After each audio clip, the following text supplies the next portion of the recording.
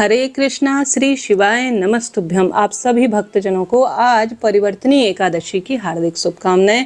आज के दिन सुअवसर पर हम सभी आज परिवर्तनी एकादशी डोल 11 की कथा सुनेंगे और साथ के साथ इस वीडियो में गीता का 7वां अध्याय भी श्रवण करेंगे। कहा जाता है आज की श्रेष्ठ तिथि पर जो भी गीता का 7वां अध्याय श्रवण करता है और साथ ही डोल 11 की कथा श्रवण करता है वह पूर्ण रूप से अद्भुत सुखों की अनुभूति करता है। देर न करते हुए स्वयं महादेव द्वारा माँ पार्वती को जो गीता के 7वें अध्याय की बात बताई गई है, सबसे पहले उसे श्रवण कर लेते हैं, फिर कथा का श्रवण करेंगे। आरंभ करते हैं। गीता के 7वें अध्याय का महत्व स्वयं भगवान शिव कहते हैं, हे पार्वती, मैं 7वें अध्याय का महत्व तुम्हें सुनाता हूँ, जिनको सुनकर कानों में अमृत राशि भर जाएगी। पाटलिपुत्र नामक एक दुर्गम नगर था जिसका द्वार बहुत ही ऊंचा था। उस नगर में शंकुकर्ण नाम का एक ब्राह्मण रहता था। उसने वैश्यावृत्ति का आश्रय लेकर खूब धन कमाया, किंतु न तो कभी पितरों का तर्पण किया और न ही कोई देवी देवताओं का पूजन किया और न ही कभी एकादशी का व्रत किया।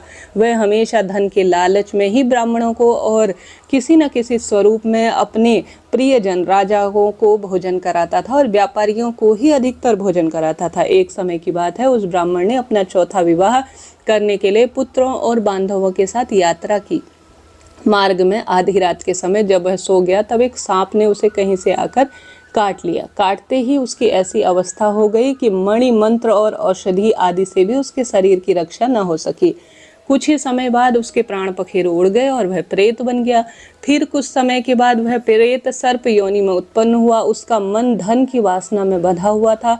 उसने पूर्व वृतांत का स्मरण करके सोचा कि मैं घर के बाहर करोड़ों की संख्या में जो अपना धन छुपा कर आया हूँ, उनसे इन पुत्रों को वंचित करके स्वयं ही इसकी रक्षा करूंगा। सांप की योनि में पीड़ित होकर पिता ने एक दिन स्वप्न में अपने पुत्रों के समक्ष आकर अपना मनोभाव बताया। तब पुत्रों ने सवेरे उठकर बड़े आश्चर्य के साथ एक दूसरे को स्वप्न में कही हुई बात बताई।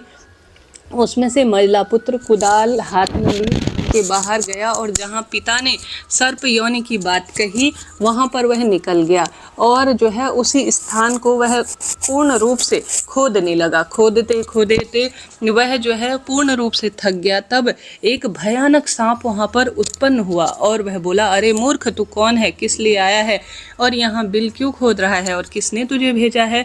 पुत्र बोला, मैं आपका ही पुत्र हूँ, मेरा नाम शिव है। मैं रात्रि में देखे स्वप्न को थोड़ा सा याद कर यहाँ धन के लोभन से आया हूँ। पिता बोले, यदि तू मुझे मेरा पुत्र है तो मुझे शीघ्र ही बंधन से मुक्त कर और अपने पूर्व जन्म के गाड़े हुए धन की प्राप्ति के लिए मैं सर्प योनि में उत्पन्न हुआ हूँ, मुझे इस अधोगति से मुक्त दे। पिताजी की ऐसी बात सुनकर वह कहने लगा कि आपकी मुक्ति भला कैसे होगी, इसका क्या उपाय है मुझे बताओ, क्योंकि मैं इस रात में सब लोगों को छोड़कर ही आपके पास आया हूँ। पिता बोले, बेटा, गीता के अमृत रूपी 7वें अध्याय को छोड़कर मुझे मुक्त करने में तीर्थ, दान, तप और यज्ञ भी समर्थ नहीं है।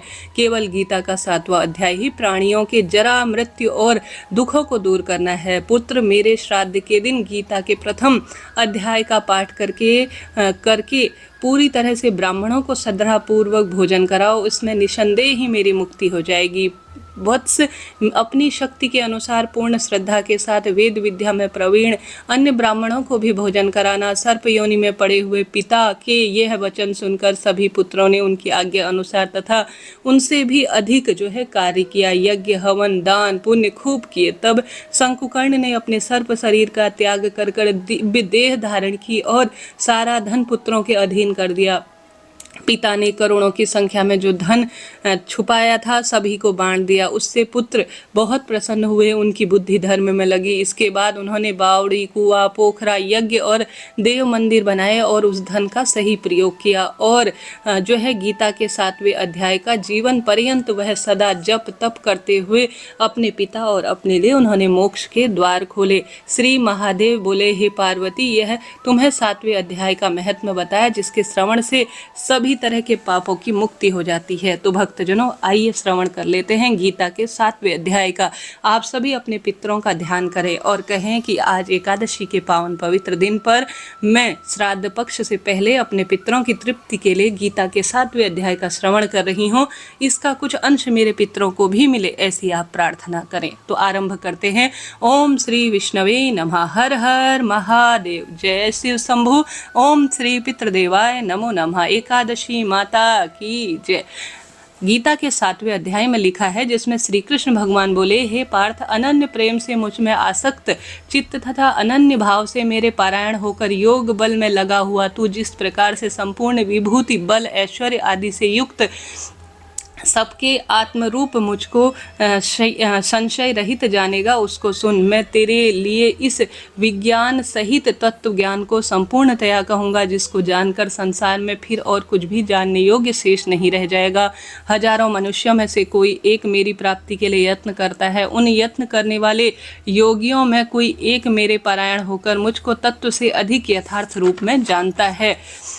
पृथ्वी, जल, अग्नि, वायु, आकाश, मन, बुद्धि और अहंकार भी इस प्रकार 8 प्रकार से विभाजित मेरी प्रकृति है। यह 8 प्रकार के भेदों वाली तो अपरा अर्थात मेरी जड़ प्रकृति है। हे महानुभावों, इससे दूसरों को, जिसमें यह संपूर्ण जगत धारण किया जाता है, मेरी ही जीव रूपा परा अर्थात चेतन प्रकृति जान। हे अर्जुन, तू ऐसा समझ कि संपूर्ण भूत इन दोनों प्रकृतियों से ही उत्पन्न होने वाला है और मैं संपूर्ण जगत का प्रलव और प्रलय हूँ अर्थात संपूर्ण जगत का मूल कारण हूँ।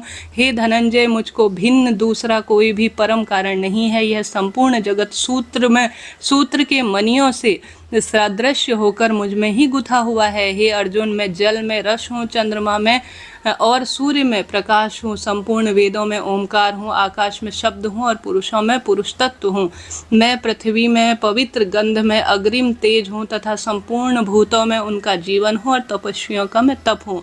हे अर्जुन, तू संपूर्ण भूतों का सनातन बीज मुझको ही जान। मैं बुद्धिमानों की बुद्धि और तेजस्वियों का तेज हूँ। हे भरत श्रेष्ठ, मैं बलवानों का आशिक्त और काम वासनाओं से रहित बल अर्थात सामर्थ्य हूँ और सब भूतों में धर्म के अनुकूल अर्थात शास्त्र के अनुकूल हूँ। और जो भी सत्व गुण से उत्पन्न होने वाले भाव हैं और जो रजोगुण और तमोगुण से होने वाले भाव हैं, उन सबको तो मुझसे ही होने वाला जान। ऐसा जान, परंतु वास्तव में उनमें मैं और मुझ में वह नहीं है। गुणों के कार्य रूप सात्विक, राजस, तामस, इन तीनों प्रकार के भावों से यह संसार प्राणी समुदाय मोहित हो रहा है। इसलिए इन तीनों गुणों से परे मुझ अविनाशी को नहीं जानता, क्योंकि यह अलौकिक अर्थात अति अद्भुत त्रिगुणमयी मेरी माया मेरी दुरस्त है। परंतु जो मनुष्य केवल मुझको ही निरंतर भजते हैं, वह इस संसार को माया को उल्लंघन कर जाते हैं अर्थात संसार से तर जाते हैं। माया के द्वारा जिनका ज्ञान हार चुका है, ऐसे आसुर स्वभाव को धारण किए हुए मनुष्यों में नीच दूषित कर्म करने वाले मूढ़ लोग मुझको नहीं भजते। हे भरतवंशियों में श्रेष्ठ अर्जुन, उत्तम कर्म करने वाले अर्थार्थी, आत्र, जिज्ञासु और ज्ञानी ऐसे 4 प्रकार के भक्तजन मुझको भजते हैं। उनमें नित्य मुझसे एकाकी भाव से स्थिर अनन्य प्रेम वाला भक्ति ज्ञानी अति उत्तम है, क्योंकि मुझको तत्व से जानने वाले ज्ञानी को मैं अत्यंत प्रिय हूँ और वह ज्ञानी मुझको अत्यंत प्रिय है। यह सभी उदार हैं, परंतु ज्ञानी तो साक्षात मेरा स्वरूप ही है, ऐसा मेरा मत है। क्योंकि वह मतगत मन बुद्धि वाला ज्ञानी भक्त मुझे अति उत्तम गति रूप स्वरूप में ही अच्छी प्रकार से स्थित है, परंतु जन्मों के अंत के जन्म में तत्व ज्ञान को प्राप्त पुरुष सब कुछ वासुदेव ही है। इस प्रकार मुझको जो भजता है वह महात्मा अत्यंत दुर्लभ है। उन भोगों की कामना द्वारा जिसको ज्ञान हरा जा चुका है और लोग अपने स्वभाव से प्रेरित होकर उस नियम को धारण कर कर अन्य देवताओं को भजते हैं अर्थात पूजते हैं। जो सकाम भक्ति जिन देवताओं के स्वरूप को श्रद्धा से पूजना चाहते हैं, उस भक्ति को श्रद्धा से मैं उसी देवता के स्वरूप में स्थिर कर देता हूँ। यह पुरुष उस श्रद्धा से युक्त होकर उस देवता का पूजन करते हैं और उस देवता से मेरे द्वारा ही विधान किए हुए इच्छित भोगों को निसंदेह वह प्राप्त करता है, परंतु उन अल्प बुद्धि वालों का वह ज्ञान नाशवान है तथा वे देवताओं को पूजने वाले देवताओं को प्राप्त होते हैं और मेरे भक्त चाहे जैसे ही भजे अंत में वह मुझको ही प्राप्त होते हैं। बुद्धिहीन पुरुष मेरे अनुतम अविनाशी परम भाव को न जानते हुए मन इंद्रियों से परे मुझे सचिनानंद घन परमात्मा को मनुष्य की भांति जन्म कर व्यक्ति भाव को प्राप्त करता हुआ मानते हैं। अपनी योग माया से छिपा हुआ मैं सबके प्रत्यक्ष नहीं होता, इसलिए वह अज्ञानी जन समुदाय मुझ जन्म रहित अविनाशी परमेश्वर को नहीं जानता, अर्थात मुझको